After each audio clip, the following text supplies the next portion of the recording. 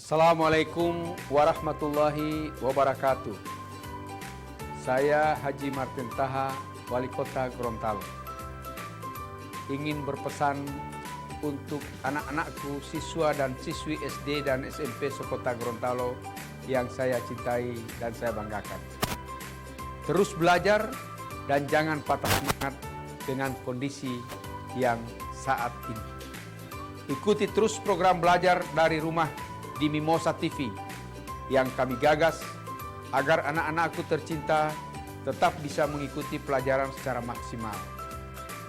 Kepada orang tua atau wali murid, dampingi anak-anak kita selama belajar di rumah. Beri mereka motivasi agar kualitas belajar mengajar tetap memberi hasil yang maksimal. Saya ucapkan selamat mengikuti pelajaran anak-anakku semua. Jadilah engkau anak-anak berguna. Engkaulah generasi penerus masa depan bangsa dan daerah yang kita cintai. Wassalamualaikum warahmatullahi wabarakatuh. Bismillahirrahmanirrahim. Assalamualaikum warahmatullahi wabarakatuh. Pemirsa Mimosa TV, kita berjumpa lagi dalam program belajar dari rumah bersama Smart City kerjasama Mimosa TV dengan Dinas Pendidikan Kota Gorontalo. Bersama saya Ibu Sunarti Sarain dari SMP Negeri 4. Halo anak-anakku yang berada di rumah, apa kabar? Ya, luar biasa. Ya, wololo habari, pio-piohu. Ya, terima kasih ya Ibu. Mudah-mudahan sekarang sudah berada di depan TV masing-masing ya, karena hari ini kita akan melanjutkan materi kita ya. Materi IPS mengenai kehidupan Islam pada masa kehidupan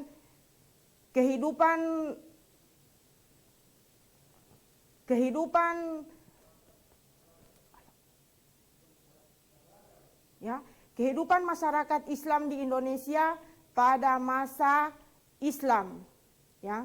Bersama saya Ibu Sunarti Sahrain, saya bersama dengan adik-adik untuk hari ini melanjutkan materi ya. Sebelum saya melanjutkan materi, pada siang hari ini saya akan selalu memberikan peringatan kepada adik-adik yang ada di rumah untuk selalu tetap berada di rumah, stay di rumah dan belajar bersama Mimosa TV. Dan materi kita pada hari ini yaitu kita lanjutkan materi yang kemarin ya, mengenai materi kehidupan masyarakat Indonesia pada masa Islam.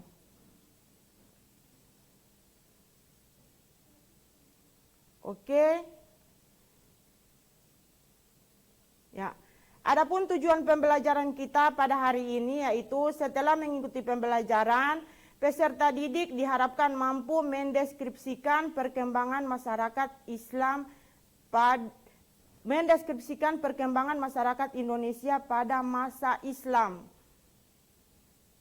Ya.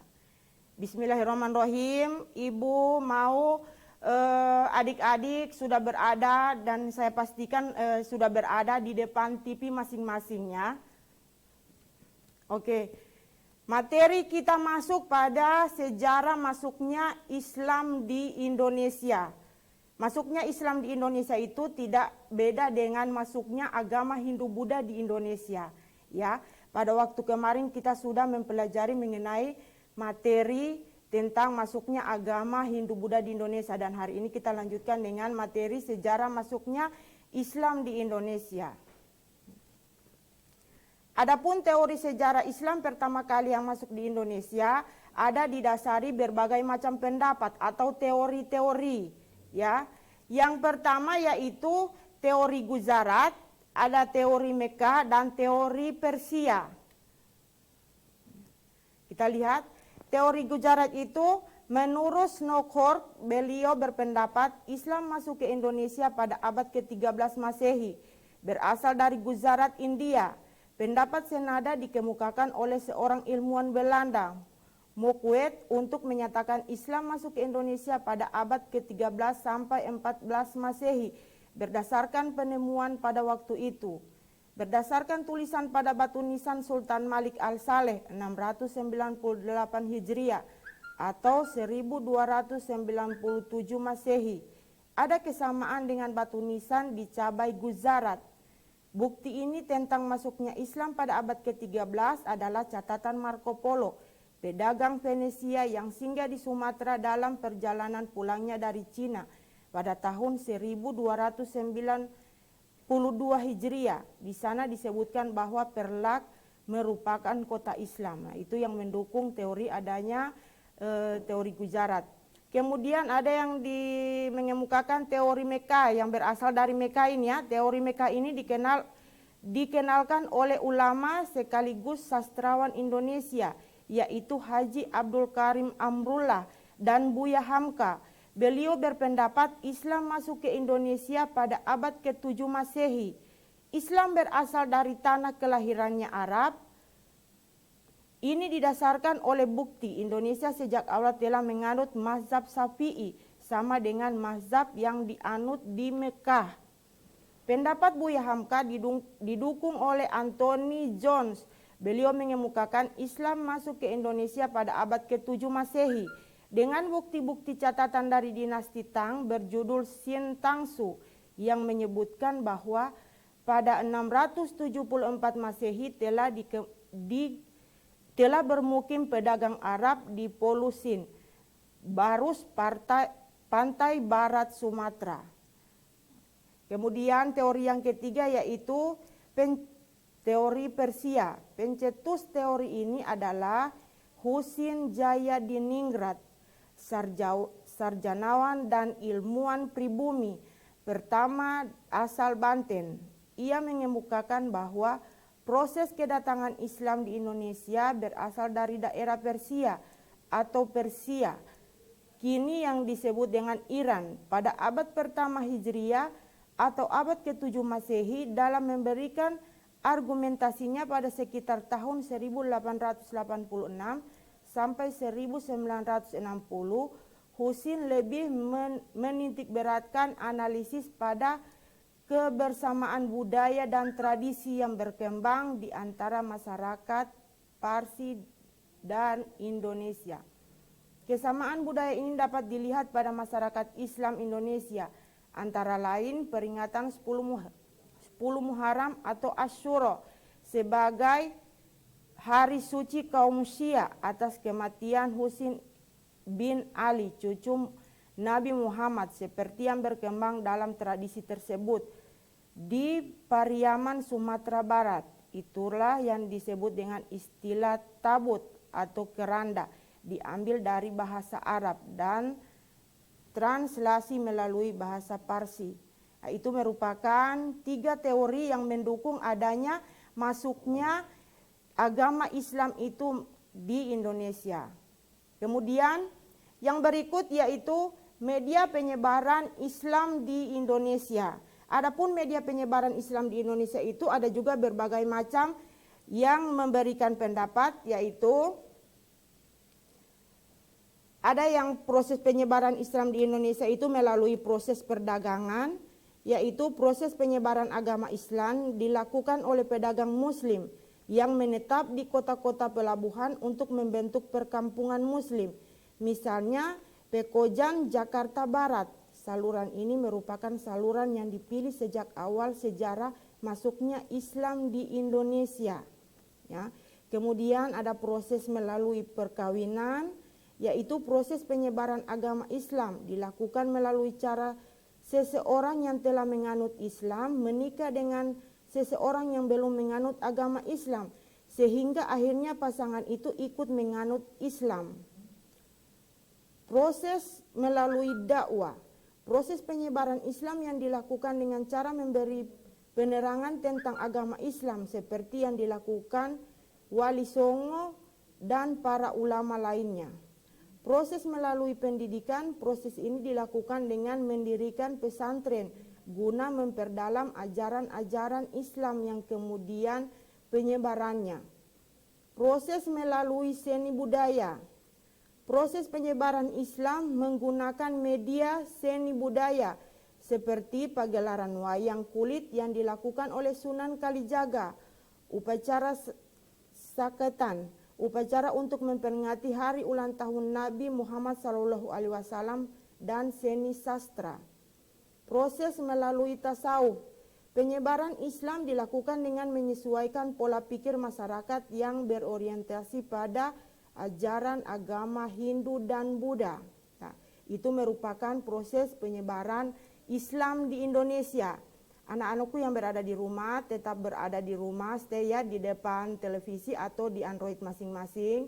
Setelah materi ini, sebentar nanti Ibu akan memberikan kuis ya, dan akan Ibu putarkan video daripada proses masuknya Islam di Indonesia.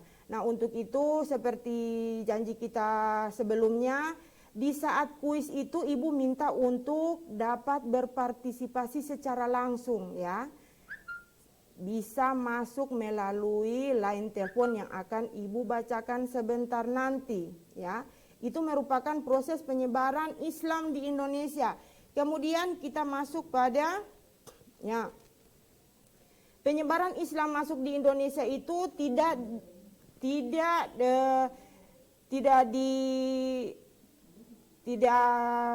kalah dengan peran yang dilakukan oleh para wali songo ya. Peran wali songo dalam penyebaran Islam itu juga merupakan hal yang penting ya. Wali songo atau 9 wali ya. Adapun wali songo itu yaitu Sunan Gresik atau Maulana Malik Ibrahim, Sunan Ampel atau Raden Rahmat, Sunan Bonang atau Raden Mahmud Ibrahim, Sunan Rajat atau Raden Kasim, Sunan Kudus atau Jafar Sadik, Sunan Giri atau Raden Paku atau Ainul Yakin, Sunan Kalijaga atau Raden Sahid, Sunan Muria atau Raden Umar Said, Sunan Gunung Jati atau Syarif Hidayatullah. Nah, itu merupakan 9 wali yang berperan secara langsung dalam penyebaran agama Islam di Indonesia. Nah, ini sejarah Wali Songo sendiri berkaitan dengan penyebaran dakwah Islamiyah di tanah Jawa. Sukses gemilang mencatat dengan tinta emas dengan didukung penuh oleh Kesultanan Demak, Bintaro. Agama Islam kemudian dianut oleh sebagian besar masyarakat Jawa, mulai dari perkotaan, pedesaan, pegunungan. Berikut beberapa peranan mereka dalam penyebaran agama Islam, yaitu salah satunya sebagai pelopor penyebaran agama Islam pada masyarakat yang belum banyak mengenal ajaran agama Islam di daerah masing-masing, sebagai pembela dan pengemban agama di masa hidupnya, sebagai orang-orang yang ahli di dalam agama Islam, sebagai penasehat raja kerajaan Islam, dan mempermudah penyebaran Islam sebagai kiai atau pemimpin agama Islam di daerah penyebaran masing-masing. Nah, bisa kita lihat, nah ini yang di bawah ini adalah gambar-gambar para wali songo ya. Ini juga merupakan yang berperan aktif dalam penyebaran Islam di Indonesia. Nah, kemudian kita masuk pada pengaruh terhadap masyarakat, pengaruh Islam terhadap masyarakat di Indonesia. Apa sih pengaruh Islam terhadap kehidupan masyarakat di Indonesia itu? Yang kita ketahui bersama, sebelum adanya masuknya Islam di Indonesia itu sudah ada agama terlebih dahulu yang masuk, yaitu agama Hindu-Buddha. Nah, kita lihat setelah agama Hindu-Buddha ketika Islam masuk, pengaruhnya terhadap Islam itu seperti apa? Ya, pengaruh Islam terhadap masyarakat di Indonesia.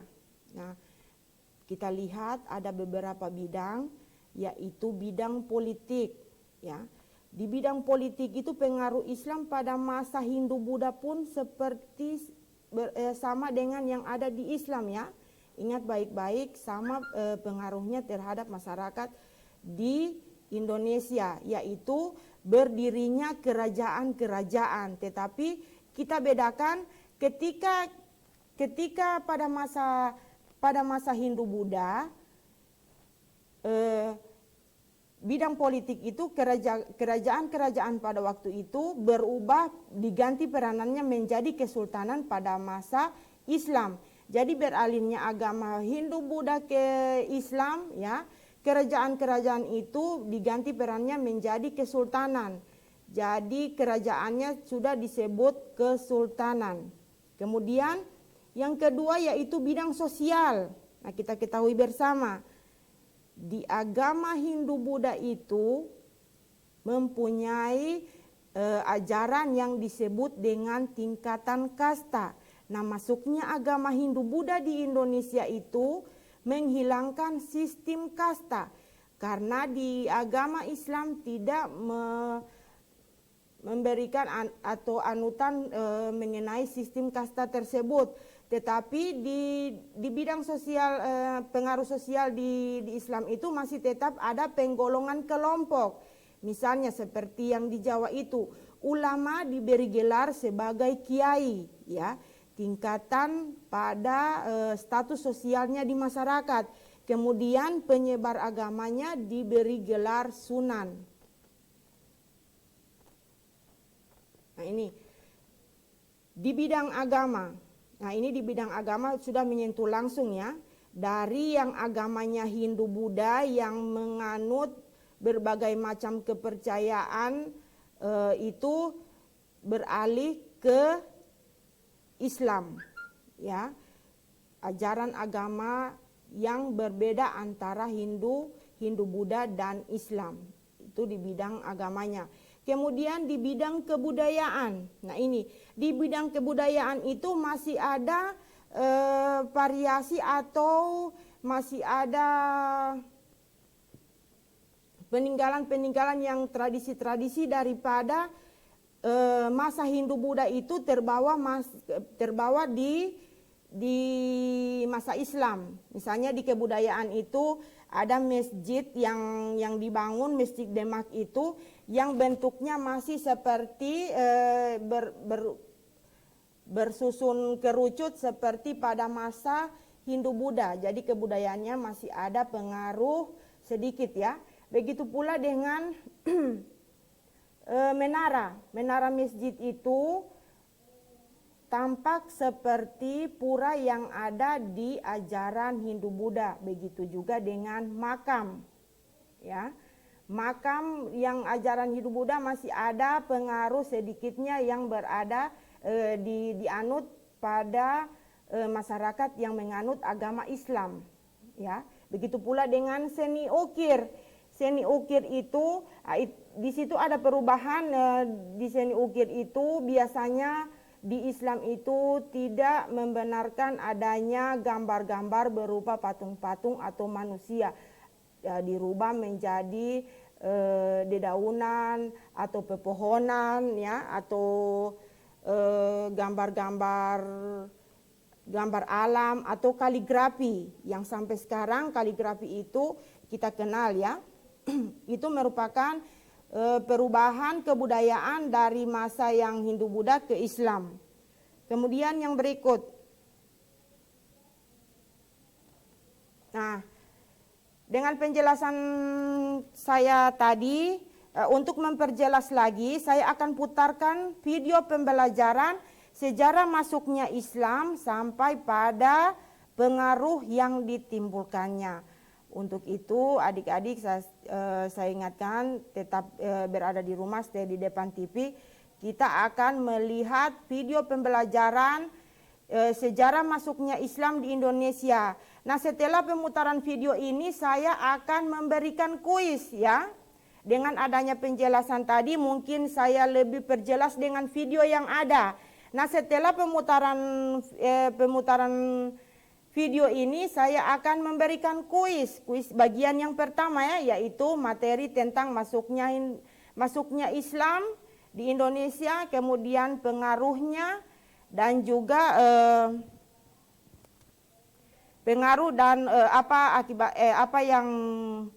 akibatnya terhadap masyarakat itu sendiri. Oke, silakan. Untuk anak-anakku yang tetap berada di rumah bersama Memosa TV untuk menyaksikan video pembelajaran sejarah masuknya Islam di Indonesia.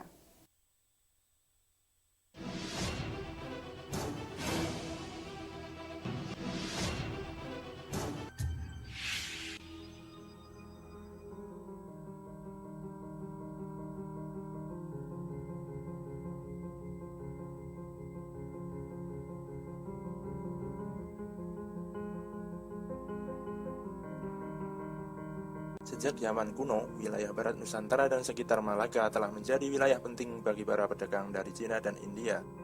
Hasil bumi dari Nusantara menarik minat banyak pedagang. Pala dan cengkeh yang berasal dari Maluku dipasarkan di Jawa dan Sumatera untuk kemudian dijual pada pedagang asing. Pada abad ke-1 sampai 7 Masehi, pelabuhan-pelabuhan penting di Jawa dan Sumatera sering disinggahi pedagang asing. Pelabuhan yang terkenal yaitu Lamuri, Barus, dan Palembang di Sumatera, Sunda Kelapa, dan Gresik di Jawa. Berdasarkan berbagai cerita perjalanan Cina, dapat diperkirakan bahwa sejak abad ke-7 telah ada koloni-koloni Arab di barat Laut Sumatera, yaitu di Barus. Namun belum ada bukti yang menunjukkan bahwa pribumi Nusantara telah masuk Islam. Diperkirakan para pedagang Arab ini hanya berdiam untuk menunggu musim yang baik untuk berlayar.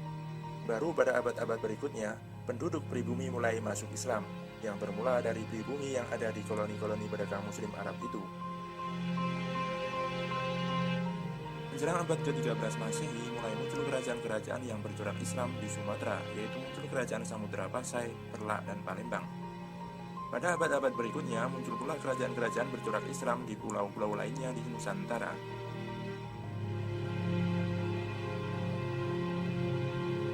Tiga fase Islamisasi Nusantara. Singgahnya pedagang-pedagang Islam di pelabuhan-pelabuhan Nusantara. Munculnya komunitas-komunitas Islam di beberapa daerah kepulauan Nusantara. Berdirinya kerajaan-kerajaan Islam.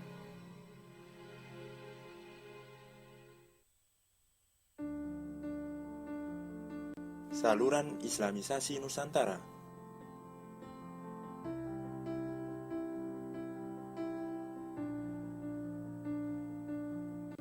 Saluran perdagangan. Awal Islam masuk Nusantara melalui perdagangan.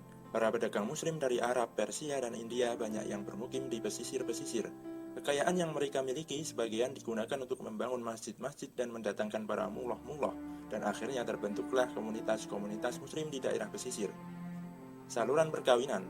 Dari segi ekonomi, para saudagar Muslim memiliki status sosial lebih baik dari kebanyakan pribumi, sehingga penduduk pribumi, terutama putri-putri bangsawan, tertarik untuk menjadi istri saudagar-saudagar itu. Sebelum menikah, mereka diislamkan dahulu. Setelah mereka memiliki keturunan, lingkungan mereka makin luas. Akhirnya timbul kampung dan daerah Muslim.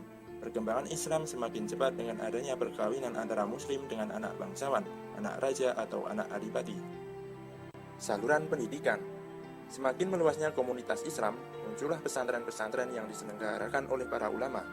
Dari pesantren ini kemudian muncul para ulama-ulama yang kemudian berdakwah ke tempat-tempat lain untuk mengajarkan Islam. Saluran kesenian. Kesenian juga menjadi saluran dalam penyebaran ajaran Islam.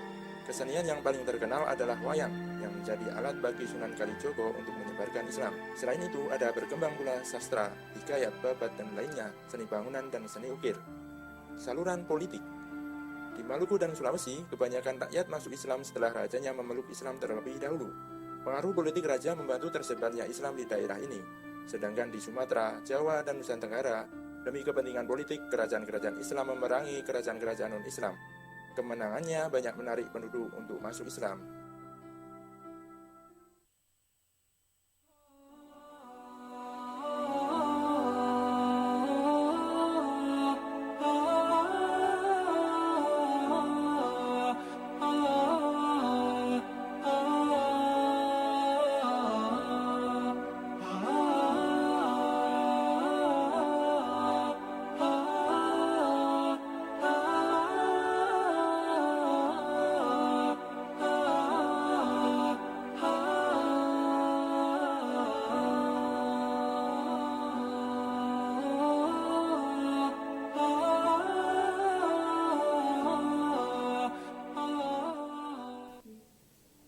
Oke, itu merupakan video yang akan memperjelas sejarah masuknya Islam di Indonesia.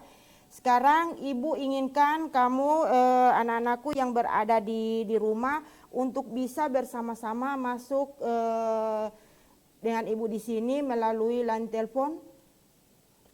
Ya. Ya. Kuis tebak gambar. Di sini ada berbagai macam gambar, ada 5 gambar yang Ibu tayangkan di sini. Silakan anak-anakku yang bisa bergabung dengan line telepon 0853 40 13 7949. Ayo Ada yang mau ikut kuis bersama Ibu?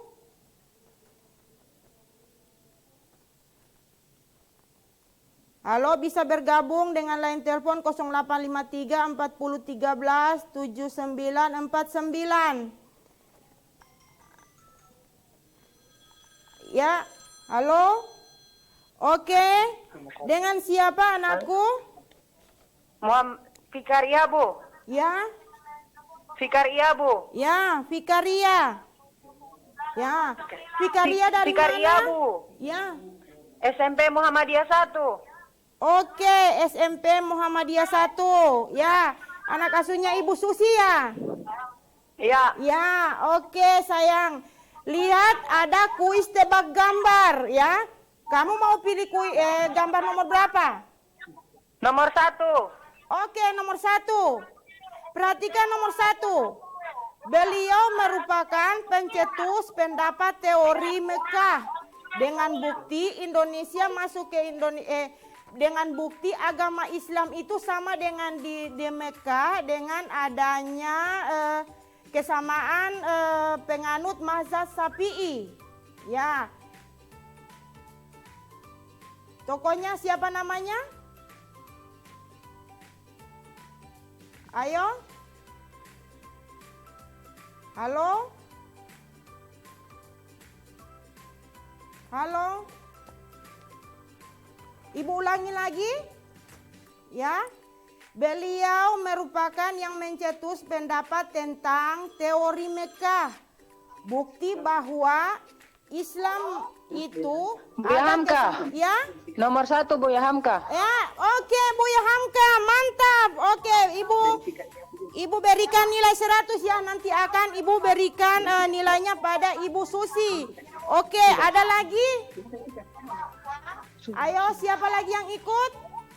Nomor 1 sudah. Siapa lagi?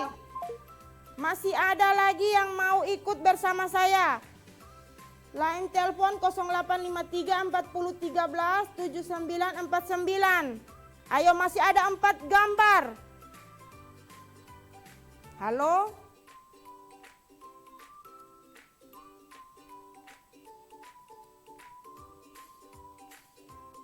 Halo? Oke, belum ada yang masuk ya? Oke, kita lanjut. Halo, ada yang masuk? Halo, dengan siapa anakku?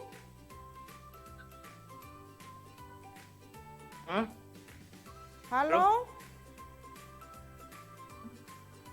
Halo, dengan siapa? Muhammad Fitra Magi. Ya, Muhammad Fitri Madi dari mana? Bukan Fitra Magi. Fitra yang tadi? Dari? Halo? Dari SMP Negeri 1 Gorontalo. Oke, dari SMP Negeri 1 Gorontalo. Ya, pilih gambar nomor berapa?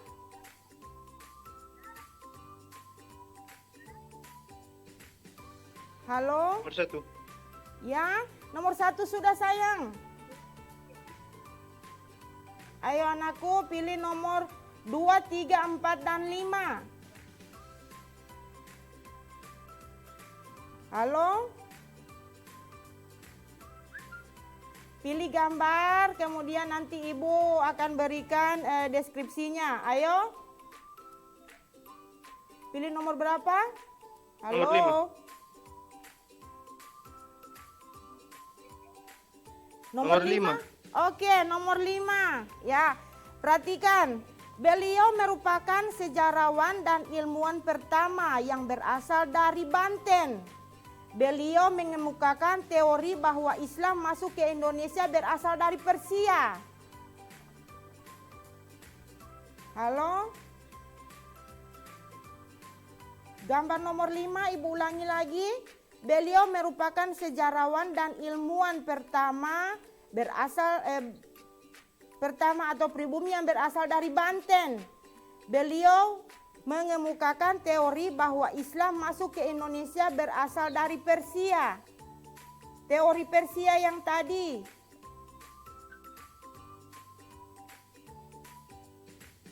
Halo?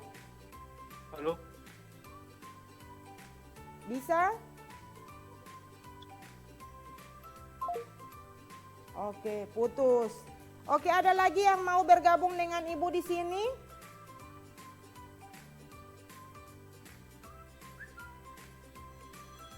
Oke, ada lagi yang masuk dengan siapa? Halo, Ya, oke. Dengan siapa sayang? Pilar Paus dari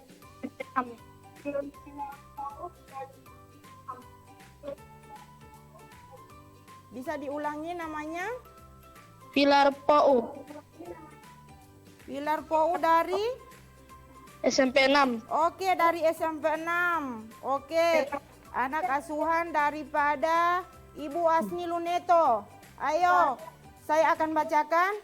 Beliau merupakan sejarawan atau merupakan sejarawan pribumi yang berasal dari Banten. Beliau yang mengenalkan teori bahwa Islam masuk ke Indonesia berasal dari Persia. Teori Persia yang tadi. Jawabannya Hasan Nasiruddin. Ya, Hasan Nasiruddin. belum. Ya, merupakan sejarawan atau ilmuwan pertama pribumi yang berasal dari Banten sayang. Ya.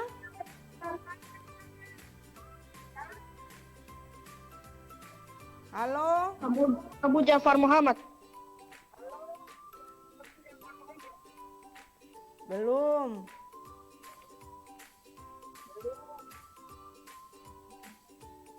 Ayo, yang pegang buku siswanya.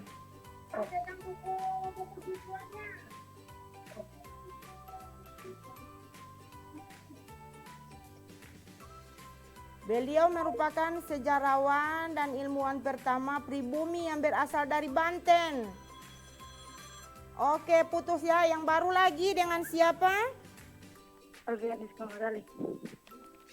Dengan siapa? Diperjelas sayang. Alfian Rizky Muhammad Ali. Alfian Rizky Muhammad Dali dari SMP Muhammadiyah 1. Oke, SMP Muhammadiyah 1 bersama dengan Ibu Susi. Oke sayang, mau pilih nomor berapa? Nomor 5. Oke, nomor 5 lagi. Beliau merupakan sejarawan dan ilmuwan pertama pribumi berasal dari Banten. Beliau yang mengenalkan teori bahwa Islam masuk ke Indonesia berasal dari Persia atau teori Persia. Ayo. Husin Oke, Husin. Oke, 100 buat Rizky Ahmad Dhani. Oke. Alfian Rizky. Oh, Alfian Rizky Muhammad Dhani SMP 1. Oke, 100. Ya. Dengan mem siapa ya yang di sekolah? Dengan Ibu Susi. Ya. Ibu Susi. Oh, Muhammadiyah 1. Oke, Ibu pikir yang SMP 1 Gorontalo. Oke. Terima kasih. Ada lagi yang mau ikut dengan saya melalui line telepon? Ayo, masih ada 3 gambar lagi.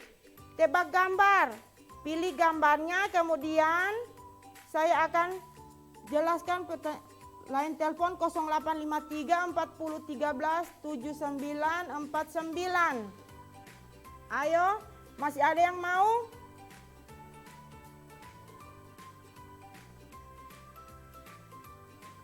Halo.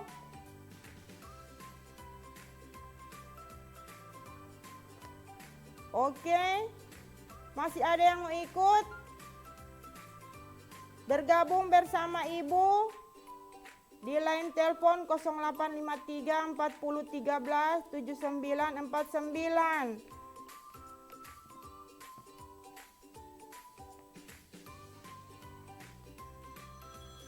Oke, ada lagi yang masuk. Dari mana sayang? Halo, Assalamualaikum. Waalaikumsalam warahmatullahi wabarakatuh. Dari mana? Nama siapa sayang? Muhammad Ariora. Ya? Muhammad Ariora. Bisa diperjelas? Apa mau pangga? Aryo? Aryo Mapangga. Mapangga. Oh, mantap. Ayo Aryo. Pilih nomor berapa? Oke Aryo, kau menepati janji sama ti ibu. Oke. Pilih Nomor 2. ya. Nomor 2. Pilih nomor 2. Perhatikan gambar ya. Nomor 2 merupakan sarana penyebaran agama Islam melalui bidang apa? Ayo Aryo. Bidang perkawinan. Oke, bidang perkawinan 100. Nanti Ibu langsung telepon Pati Mem. Oke, terima kasih Aryo. Oke, masih ada 2 gambar lagi. Tebak gambar. Ayo, ada lagi yang mau ikut berpartisipasi dengan line telepon 0853 40 13 7949. Ayo, terima kasih Aryo. Masih ada 2 nomor. Nomor 3 dan nomor 4. Oke, ada lagi yang masuk. Halo, Assalamualaikum. Waalaikumsalam warahmatullahi wabarakatuh. Dengan siapa sayang? Muhammad dari orang Bisa diulangi? Muhammad dari orang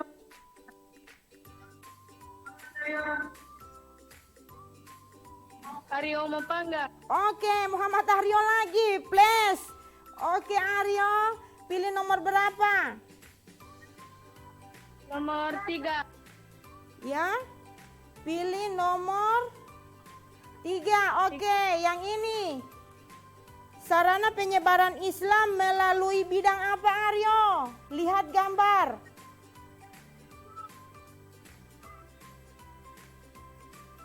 Dakwah. Ya, lewat. Perhatikan baik-baik Aryo. Gambarnya. Pendidikan.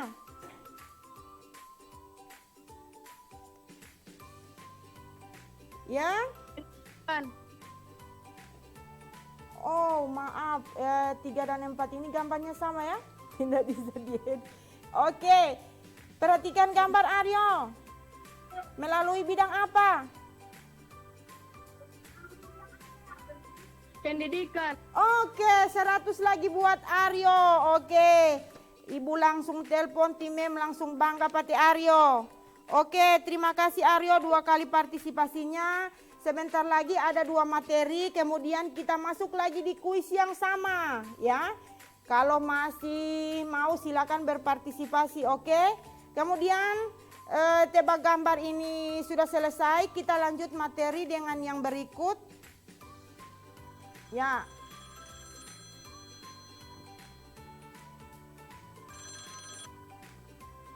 Oke. Kita masuk pada materi kerajaan-kerajaan Islam di Indonesia. Perhatikan ya, kerajaan-kerajaan Islam di Indonesia. Yang pertama, Kerajaan Samudra Pasai. Pada abad ke-13 Masehi berdirilah Kerajaan Samudra Pasai. Kerajaan ini didirikan oleh Sultan Malik Al-Saleh. Letak Kerajaan Samudra Pasai sendiri berada di Aceh Utara, tepatnya di Kabupaten Lok Sumawe. Kerajaan Samudra Pasai sendiri dipercaya sebagai kerajaan Islam pertama di Indonesia. Dalam sejarahnya, Islam masuk ke kerajaan ini diperkirakan pada abad ke-12 Masehi. Kemudian yang kedua yaitu Kerajaan Aceh Darussalam. Kerajaan ini berdiri pada tahun 1514 dan didirikan oleh Sultan Ibrahim. Kerajaan ini mencakup daerah bekas Kerajaan Samudra Pasai dan Aceh Besar. Agama Islam sendiri sudah masuk ke kerajaan ini dari abad ke-12 Masehi. Yang ketiga, Kerajaan Demak. Kerajaan ini dipimpin oleh Raden Patah dan berdiri pada tahun 1478. Memiliki daerah kekuasaan di daerah Demak. Kerajaan Demak merupakan kerajaan Islam pertama di Pulau Jawa. Ya, Islam dipercaya setelah ada sejak pemimpin Raden Fatah. Kemudian yang keempat, kerajaan Islam Panjang didirikan oleh sosok yang namanya cukup familiar, yaitu Jaka Tingkir atau Sultan Adiwijaya. Pada tahun 1568, daerah-daerah kekuasaannya tersendiri melingkup daerah bekas kerajaan Demak dan sebagian daerah di Jawa Tengah. Kerajaan ini sendiri memeluk Islam pada sejak tahun 1478. Kemudian yang kelima yaitu Kerajaan Islam Mataram, didirikan oleh Sutarwijoyo pada tahun 1586. Kerajaan ini terletak di Kota Gede, sebelah tenggara kota Yogyakarta. Kerajaan ini merupakan bekas dari Kerajaan Pajang dan Demak yang mayoritas beragama Islam sejak tahun 1478. Yang keenam yaitu Kerajaan Islam Cirebon. Kerajaan Islam Cirebon berdiri pada tahun 1430 oleh Raden Fathahillah. Kekuasaan meliputi berbagai Jawa Barat. Dipercaya bahwa Islam telah ada sejak terbentuknya kerajaan. Yang ketujuh, Kerajaan Banten didirikan oleh Maulana Hasanuddin pada tahun 1526 dari Banten. Kerajaan ini berwilayah dari bekas Kerajaan Cirebon, wilayah Banten hingga bagian wilayah Lampung. Kerajaan ini telah memeluk Islam semenjak tahun 1430. Yang kedelapan, Kerajaan Islam Banjar. Kerajaan Islam Banjar didirikan oleh Raden Samudra pada tahun 1520. Letak kerajaan ini ialah sebagian Provinsi Kalimantan Selatan. Islam sudah ada sejak terbentuknya kerajaan. Kerajaan Tarumanegara. Kerajaan Tarumanegara dipimpin oleh Raja Brawijaya pada tahun 1454. Wilayah kekuasaannya berada di bagian daerah Kalimantan Tengah dan Kalimantan Selatan. Pada tahun 1590, kerajaan ini memeluk Islam dan saat dipimpin Raja Giri Kesuma. Yang ke-10, Kerajaan Islam Ternate. Kerajaan Islam Ternate didirikan oleh Bab Mansur Malamo pada tahun 1257. Islam sudah ada sejak tahun 1456 pada kepemimpinan Kolono Marhum. Kemudian yang berikut yaitu Kerajaan Islam Tidore. Kerajaan Islam Tidore dipimpin pertama kali oleh Kolono Syahjati pada tahun 1081. Dalam sejarahnya kerajaan ini mulai memasuki Islam pada kepemimpinan Sultan Jamaluddin pada tahun 1495. Yang ke-12 yaitu Kerajaan Islam Makassar. Kerajaan Islam Makassar pertama kali dipimpin oleh Sultan Alauddin pada tahun 1591. Dalam sejarahnya kerajaan ini sudah memeluk Islam sejak pertama kali dibentuk. Oke, itu merupakan kerajaan-kerajaan yang berada di Indonesia pada masa Islam. Kita lanjut dengan peninggalan-peninggalan bercorak Islam di Indonesia. Peninggalan-peninggalan yang bercorak Islam di Indonesia berbawaan dengan kerajaan-kerajaan yang ada ya. Nah, kita lihat peninggalan-peninggalan daripada Islam itu ada yang berupa masjid, ada yang berupa keraton, ada yang berupa batu nisan, ada yang berupa makam, ya. Dan ada yang dalam bentuk-bentuk kebudayaan yang lain, ya. Ini ada Masjid Baitur Rahman peninggalan Kerajaan Aceh Darussalam. Kemudian ini Masjid Agung Demak, peninggalan Kerajaan Demak. Masjid Agung Sang Cipta Rasa, peninggalan Kerajaan Islam Cirebon. Kemudian yang berikut ini Masjid Lawean, peninggalan Kerajaan Islam Pajang. Ada Masjid Agung Banten, peninggalan Kerajaan Islam Banten. Masjid Sultan Suriah, peninggalan Kerajaan Islam Banjar. Kemudian istana atau yang disebut dengan keraton, ya, peninggalan Kerajaan Tanjung Pura. Ada Masjid Katangka, peninggalan Kerajaan Islam di Makassar.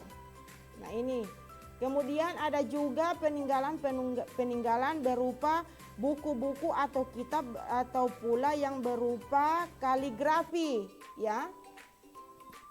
Dan yang paling menarik dari peninggalan-peninggalan itu yang sampai sekarang bisa kita lihat, yaitu ada yang disebut dengan saketan atau grebek, yaitu merupakan upacara peringatan kelahiran Nabi Muhammad SAW.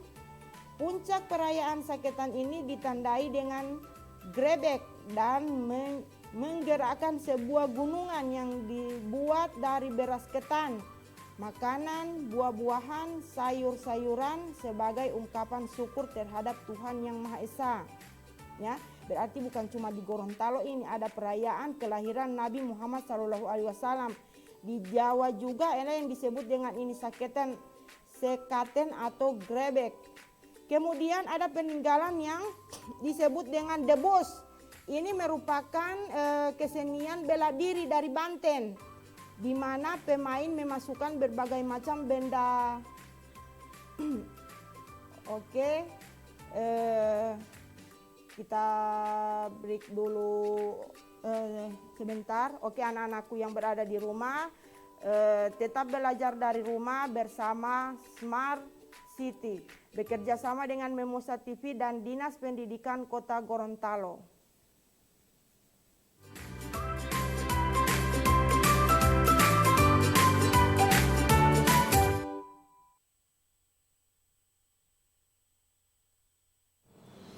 Assalamualaikum warahmatullahi wabarakatuh.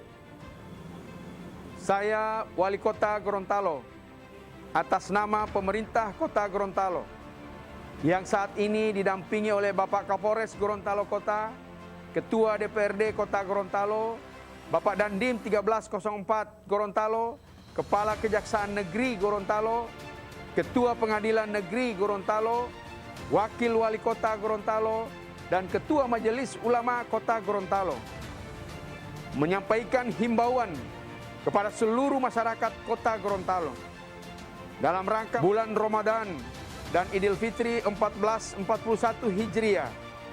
Kami mengajak pada seluruh warga masyarakat, kaum muslimin dan muslimat untuk menjalankan ibadah puasa dengan penuh khusyuk dan mengamalkan seluruh amaliah Ramadan dengan penuh tawadhu. Kami menganjurkan untuk tidak melaksanakan mudik.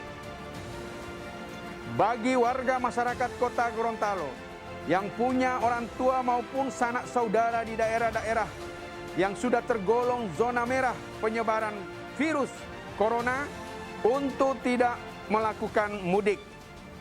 Sebaliknya, bagi warga masyarakat Kota Gorontalo yang bekerja di daerah yang sudah tergolong zona merah penyebaran COVID-19, yang orang tua dan keluarganya berada di Kota Gorontalo, diharapkan orang tua dan keluarganya yang berada di Kota Gorontalo bisa membangun komunikasi untuk menunda kepulangan datang di Kota Gorontalo. Kami pemerintah Kota Gorontalo dan seluruh unsur musyawarah pimpinan daerah senantiasa bekerja keras untuk mencegah masuknya virus corona atau yang kita sebut dengan COVID-19 di Kota Gorontalo. Demikian himbauan ini disampaikan kepada seluruh warga masyarakat Kota Gorontalo untuk diindahkan. Gorontalo bergerak, Gorontalo menjaga, Gorontalo bertahan, Gorontalo melawan corona. Demikian, wassalamualaikum warahmatullahi wabarakatuh.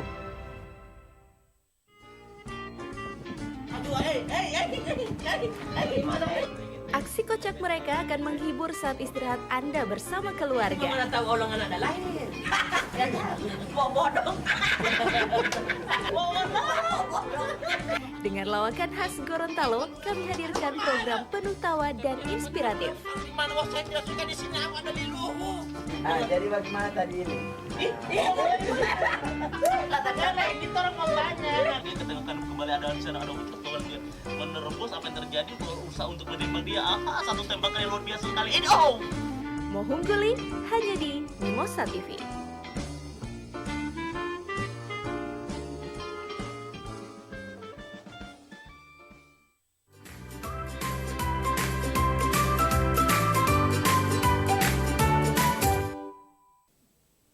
Oke, kita lanjut lagi bersama dengan Mimosa TV, belajar dari rumah dan tetap stay di rumah. Kita lanjutkan lagi yang tadi mengenai peninggalan daripada masa Islam di Indonesia. Tadi kita sudah sampai pada peninggalan yaitu yang disebut dengan debus. Ini merupakan kesenian bela diri dari Banten di mana pemain memasukkan benda tajam ke tubuhnya tanpa meninggalkan luka, ya. Kalau kita orang di Gorontalo itu kita orang sebut itu orang kabal, ya. Karena dia memasukkan sesuatu yang tajam seperti pada gambar ini, tapi tidak akan meninggalkan luka atau tidak merasakan apa-apa. Nah, itu yang disebut dengan debus, ya. Oke, kita lanjut lagi. Ya. Sekarang untuk lebih jelas kita akan melihat video pembelajaran kerajaan-kerajaan Islam yang tadi sudah Ibu paparkan. Akan lebih diperjelaskan melalui video ini. Sekarang silakan tetap stay di depan televisi masing-masing anak-anakku yang berada di rumah. Silakan menonton video pembelajaran ini kerajaan-kerajaan Islam di Indonesia. Hai, kembali lagi di Belajar TKD. Kali ini kita akan bahas materi masih tentang tes wawasan kebangsaan. Pokok bahasan kali ini adalah zaman kerajaan di Indonesia. Setelah kerajaan-kerajaan Hindu-Buddha surut, mulai berdiri kerajaan-kerajaan Islam di tanah kita. Agama Islam mulai masuk ke Indonesia pada abad ke-13 Masehi. Agama dan kebudayaan Islam masuk ke Indonesia melalui para pedagang yang berasal dari Arab, Persia, dan juga Gujarat. Agama Islam berkembang dengan pesat di tanah air. Hal ini dapat kita lihat dengan berdirinya kerajaan-kerajaan Islam berikut ini.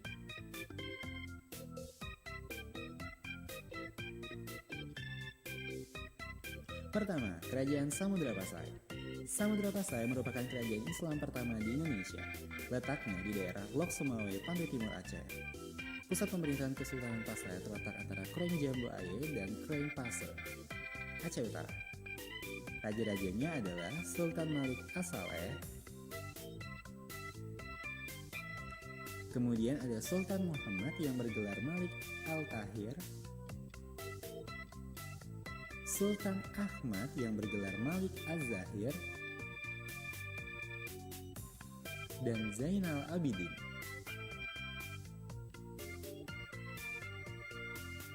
Menjelang masa-masa akhir pemerintahan Kesultanan Pasai, terjadi beberapa pertikaian di Pasai yang mengakibatkan perang saudara. Pada pertengahan abad ke-15, Samudra Pasai mengalami kemunduran karena diserang oleh Kerajaan Aceh. Kedua, Kerajaan atau Kesultanan Ternate dan Tidore. Kesultanan Ternate merupakan salah satu dari 4 kerajaan Islam di Kepulauan Maluku dan merupakan salah satu kerajaan Islam tertua di Nusantara. Kerajaan ini didirikan oleh Bab Masyur Malamo pada tahun 1257. Kesultanan Ternate menikmati kegemilangan di paruh abad ke-16 berkat perdagangan rempah-rempah dan kekuatan militernya. Pada masa jaya kekuasaannya membentang mencakup wilayah Maluku, Sulawesi bagian utara, timur, dan tengah, bagian selatan Kepulauan Filipina hingga sejauh Kepulauan Marshall di Filipina. Raja yang terkenal adalah Zainal Abidin dan Sultan Babulan.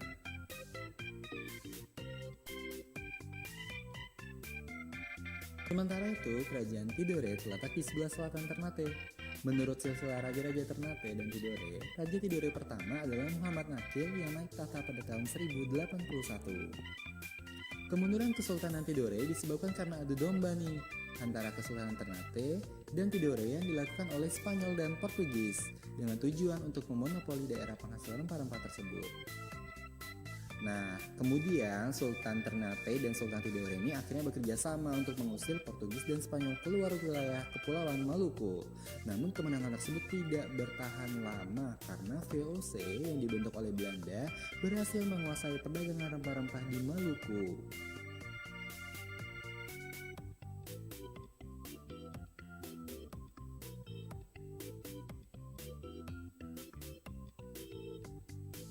Ketiga, Kerajaan Demak. Kerajaan Demak adalah kerajaan Islam pertama dan terbesar di pantai utara Jawa. Didirikan oleh Raden Patah pada tahun 1478.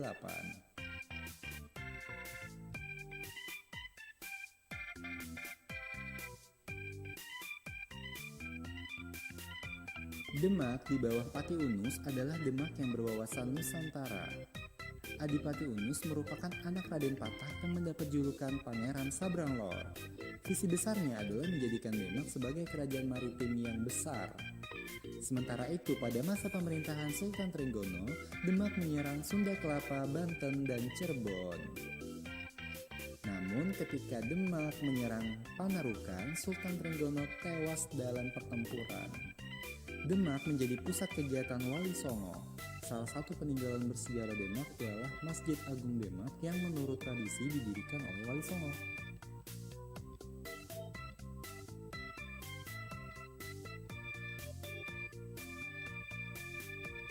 Keempat, Kerajaan Aceh. Kerajaan Aceh merupakan sebuah kerajaan Islam yang pernah berdiri di Provinsi Aceh, Indonesia. Kesultanan ini terletak di utara Pulau Sumatera. Raja pertamanya adalah Sultan Ali Muhammad Shah. Kesultanan Aceh mengalami masa ekspansi dan pengaruh terluas pada masa kepemimpinan Sultan Iskandar Muda. Pada masa kepemimpinannya, Aceh menaklukkan Pahang yang merupakan sumber timah utama, dan pada tahun 1629, Kesultanan Aceh melakukan penyerangan terhadap Portugis di Malaka. Serangan ini dalam upaya memperluas dominasi Aceh atas Selat Malaka dan Semenanjung Malayu. Sayangnya ekspedisi ini gagal.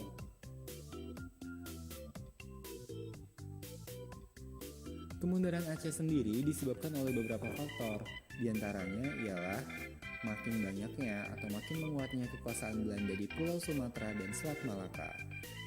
Faktor terpenting lainnya adalah adanya perebutan kekuasaan di antara pewarisata Kesultanan Aceh.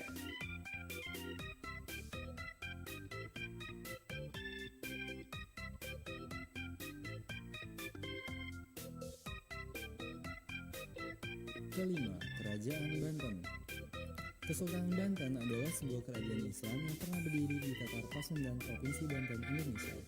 Banten menjadi kesultanan yang mandiri pada tahun 1552 setelah Maulana Hasanuddin ditasbihkan oleh ayahnya, yaitu Sultan Gunung Jati, sebagai Sultan Banten. Masa kejayaan kerajaan Banten ada di masa Sultan Ageng Tirtayasa.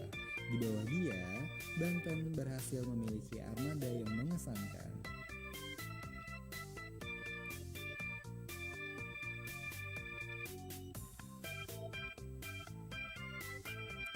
Perang saudara dan persaingan dengan kekuatan global memperebutkan sumber daya maupun perdagangan serta ketergantungan akan persenjataan telah melemahkan hegemoni Kesultanan Banten atas wilayahnya. Kekuasaan politik Kesultanan Banten akhirnya runtuh pada tahun 1813.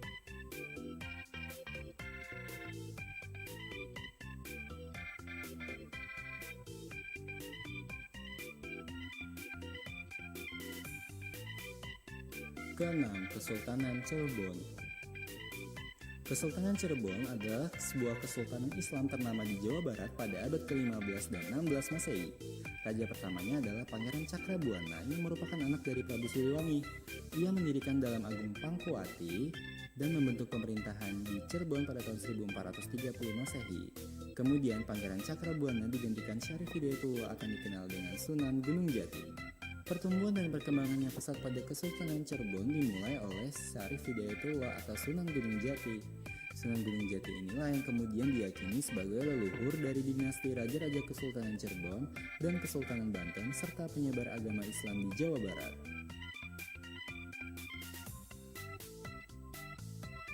Ketujuh, Kerajaan Mataram. Kesultanan Mataram adalah kerajaan Islam di Pulau Jawa yang pernah berdiri pada abad ke-17.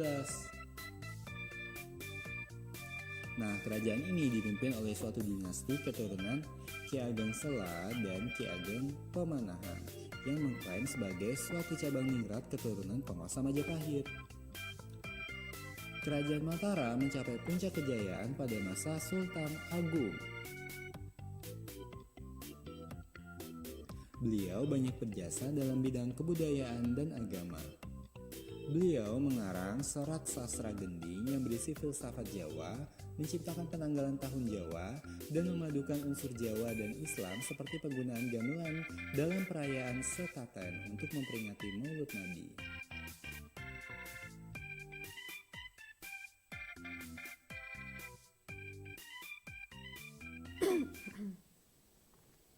Oke, balik lagi bersama Memusa TV. Ya, anak-anakku yang berada di rumah, Ibu tanya masih ada di depan TV ini atau berada di depan Android masing-masing? Oke, tadi kita sudah lihat video pembelajaran mengenai kerajaan-kerajaan Islam sekalian dengan peninggalan-peninggalannya. Sekarang setelah ini kita akan masuk lagi kuis pada bagian kedua, ya. Jadi ibu minta kamu untuk siap-siap untuk mengikuti kuis, masih sama seperti yang tadi. Kuis tebak gambar. Masing-masing anak-anakku bisa memilih gambar apa, gambar nomor berapa. Kemudian nanti ibu yang akan mengutarakan pertanyaannya. Oke, anak-anakku yang berada di rumah bisa bersama-sama dengan ibu masuk di kuis bagian yang kedua. Masih mengenai kerajaan-kerajaan Islam dan peninggalan Islam di Indonesia. Oke?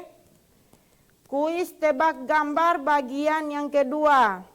Ayo anak-anakku yang mau bergabung bersama ibu melalui line telepon, bisa bergabung sama-sama di 0853 4013 7949.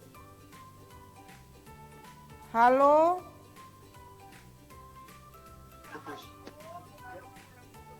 Halo, assalamualaikum. Waalaikumsalam warahmatullahi wabarakatuh. Dengan siapa sayangku? Fikar iya Bu, SMP Muhammadiyah 1. Oh, Fikar yang tadi ya? Iya. Ya, SMP Muhammadiyah 1. Ayo, pilih nomor berapa? Tebak gambarnya Fikar. Nomor 1. Ya? Nomor 1. Oke, nomor 1. Nah ini merupakan gambar peninggalan kebudayaan pada masa Islam, tapi sampai sekarang masih tetap ada ya. Ini merupakan kesenian bela diri berasal dari Banten. Halo? Debus. Oke, Debus 100 untuk Fikar. Ya, bagus. Berarti dari tadi menyimak baik-baik ya. Ya, itu Debus ya. Merupakan peninggalan daripada Islam tapi sampai sekarang masih bisa kita lihat ya, berasal dari Banten.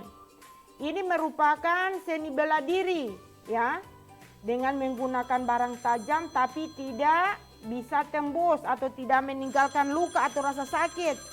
Oke. Masuk lagi dengan siapa sayang? Nomor berapa? Halo. Ya. Assalamualaikum. Waalaikumsalam. Ya, dengan siapa? Melia. Ya. Amelia. Dengan Amelia Kasim dari mana sayang? Dari SMP Negeri 8. Dari SMP Negeri 8. Oke. Dengan Ibu SMP 8. Oke, sayang. Mau pilih nomor berapa? Halo. Nama saya Alexandra Goza. Oh, yang tadi putus ya, Amelia putus? Oke, yang berikut lagi. Nama saya Alexandra Gosal dari SMP 1 Gorontalo. Alexandra. Oh, Alexandra SMP 1. Oke sayang, pilih nomor berapa? Nomor 3. Oke, nomor 3. Perhatikan. Beliau merupakan pendiri Kesultanan Aceh. Sultan Hasanuddin. Ya? Sultan Hasanuddin. Oh, yang nomor 3, maaf ya.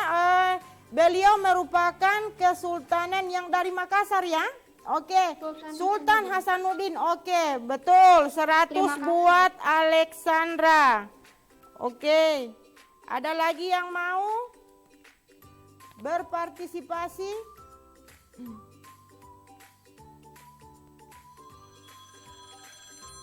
Ya, halo, dengan siapa?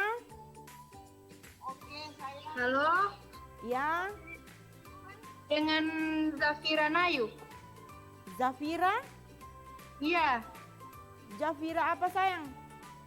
Zafira Nayu. Nayu, dari SMP? Iya.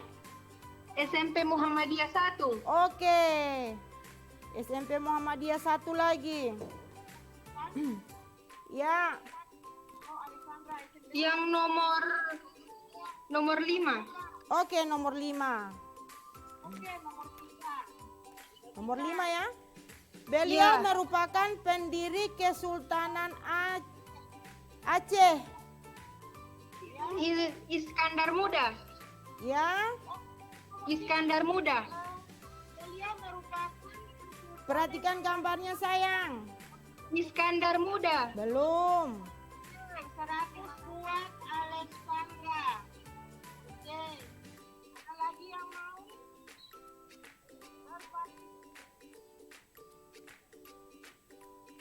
Belum sayang. Ayo perhatikan gambar.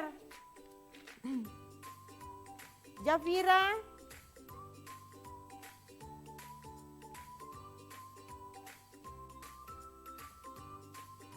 Halo, putus?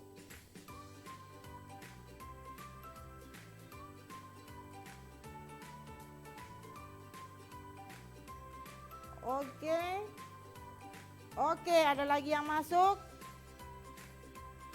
Dengan siapa sayang? Pilar Zaman Juan Syapou. SMP 6. Bisa diulangi? Pilar Pou SMP 6. Oh, Pilar Pou.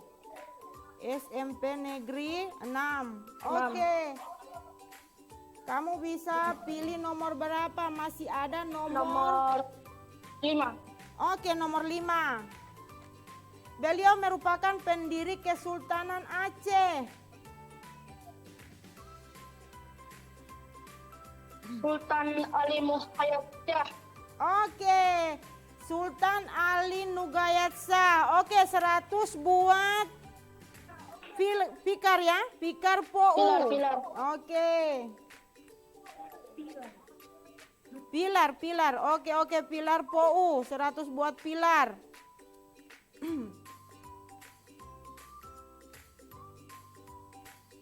Oke, ada lagi yang masuk?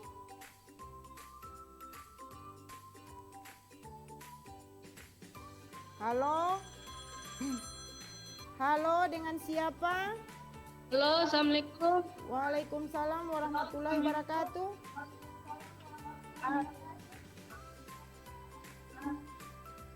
Aryo mau panggil Ibu. Oh, Aryo lagi. Oke, Aryo. Mana yang lain, Aryo? Nomor 2 Ibu. Oke, nomor 2.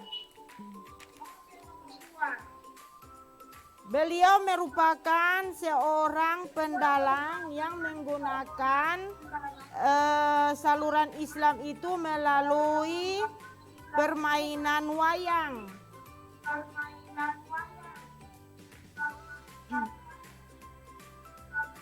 Oke, Aryo.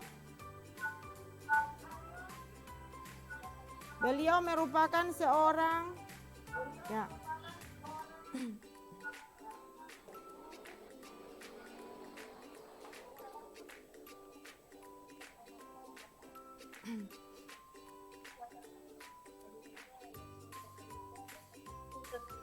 Sultan Haji Wijaya.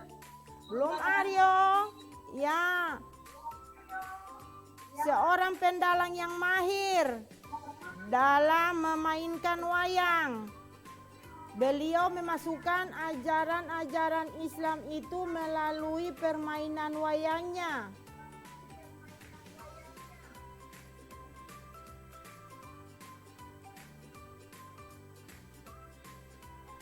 Ayo Aryo.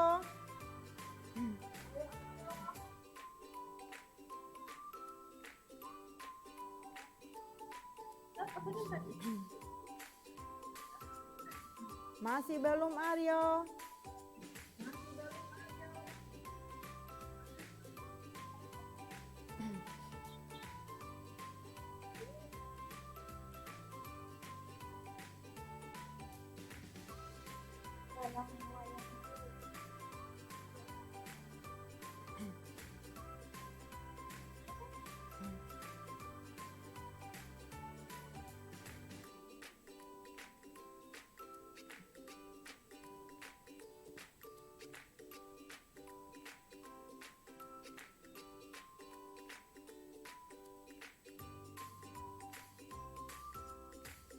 Ayo.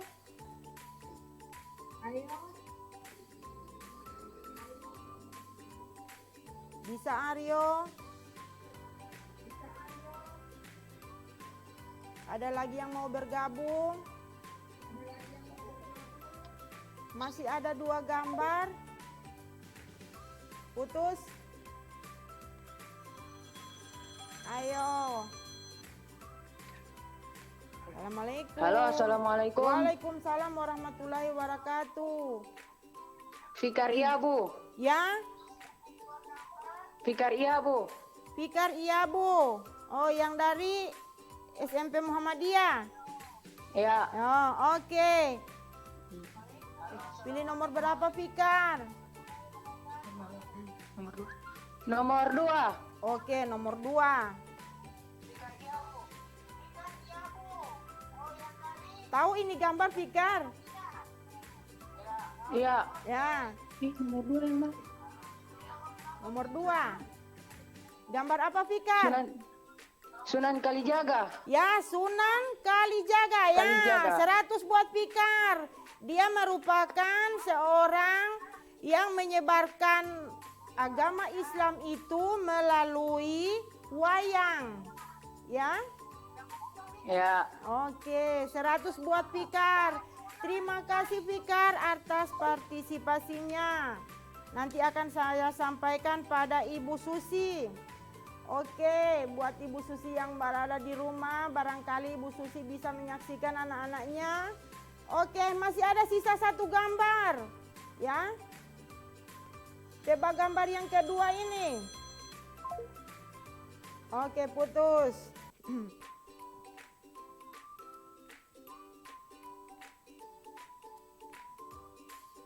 Oke, lanjut. Oke. Ada lagi yang mau ikut? Ya, materi kita habis sampai di sini ya, sampai di peninggalan-peninggalan kerajaan hidup Buddha. Sebelum kita berpisah, saya akan memberikan oleh-oleh buat kamu, seluruh anak-anak ibu yang berada di rumah. Ada 3 nomor yang bisa dikerjakan dan nanti dikerjakan di rumah masing-masing, kemudian dipostingkan kepada guru-guru di sekolah masing-masing ya. Oke, masih ada nomor 4. Halo. Halo. Assalamualaikum. Dengan siapa sayang? Alfian Rizky Muhammad Ali. Ya, Alfian Rizky. Alfian Rizky. Rizky. Dari mana yang tadi ini, yang dari SMP 1? SMP Muhammadiyah. Oh, SMP Muhammadiyah lagi. Oke, sisanya nomor 4 ini ya. Ada gambar nomor 4. Saya rasa ini mudah. Bisa ditebak ini gambar apa?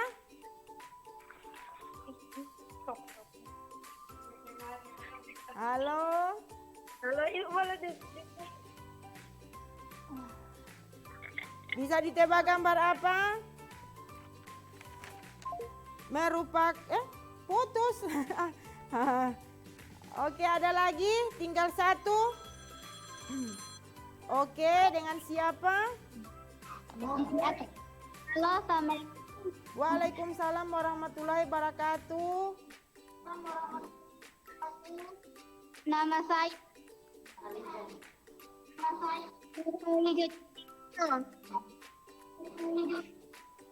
Bisa dikecilkan suara televisinya sayang supaya jelas suaranya.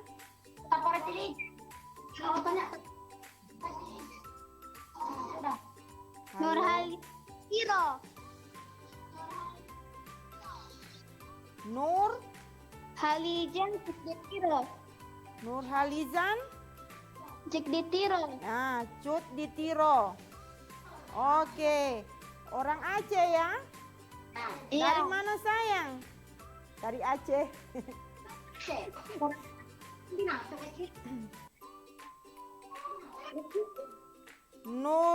Nur Alizan Cut Ditiro dari mana sayang? Dari SMP mana? Dari SMP Negeri 5. Oke, SMP Negeri 5. Salam buat Ibu Misna Paloa. Ibu siapa yang di sekolah sayang? Yang mengajar IPS? Ibu Misna Paloa. Oke, salam buat Ibu Misna Paloa. Saya akan sampaikan bahwa anaknya muncul hari ini, memberikan partisipasi. Peserta terakhir ya, ini nomor 4. Perhatikan gambar nomor 4 sayang, karena masih nomor 4 yang belum ditebak. Masjid di Aceh. Ibu mau baca ya? Tempat kediaman raja atau istana raja. Dia disebut apa sayang?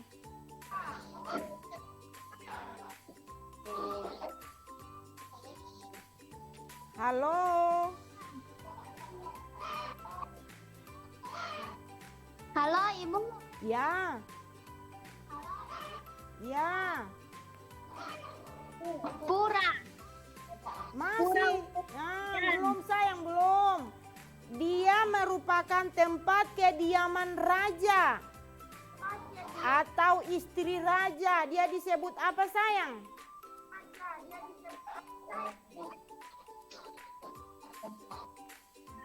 Nur Alizan. Tempat untuk permaisuri. Ya. Iya. Itu tempat kediaman di raja dan DP permaisuri. Apa DP nama?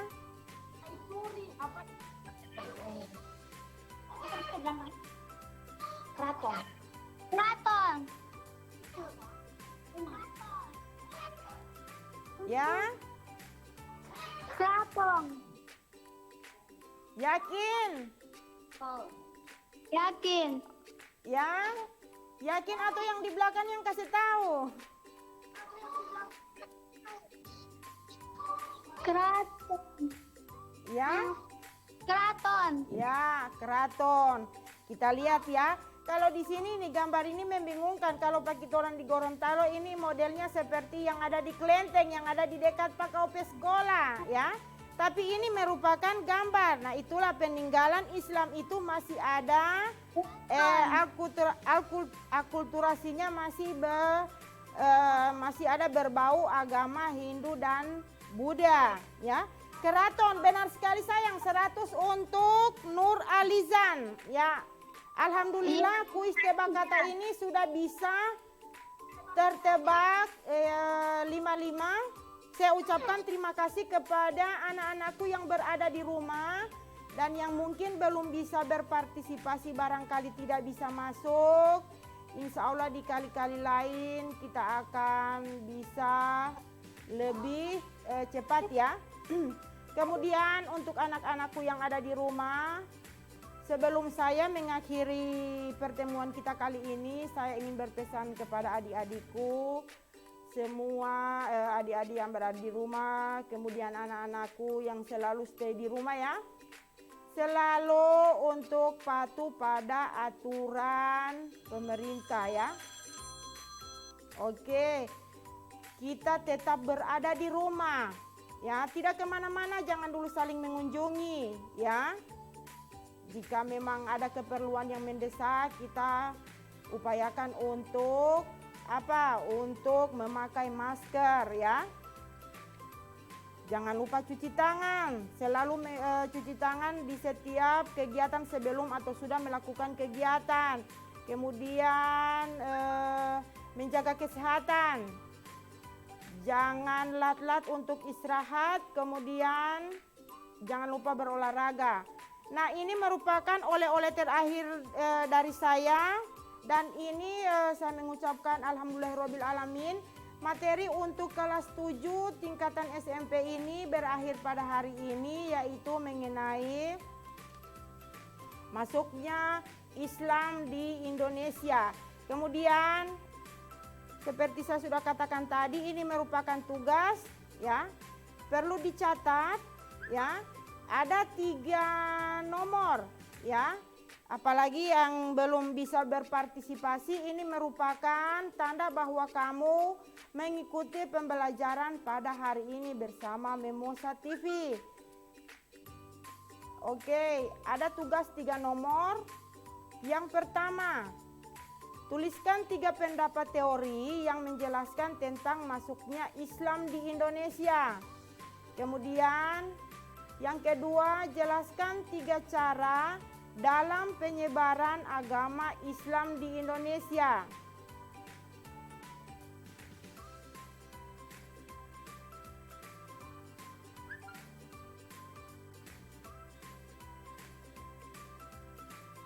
Oke. Kemudian ya, dengan mengucapkan alhamdulillahirabbil alamin ya. Pemirsa Memosa TV dan anak-anakku yang berada di rumah, sampai di sini dulu pertemuan kita hari ini. Tetap semangat belajar dari rumah. Selanjutnya akan selanjutnya kita mengucapkan syukur kepada Allah Subhanahu wa taala, kita dapat melaksanakan pembelajaran ini dengan baik. Assalamualaikum warahmatullahi wabarakatuh.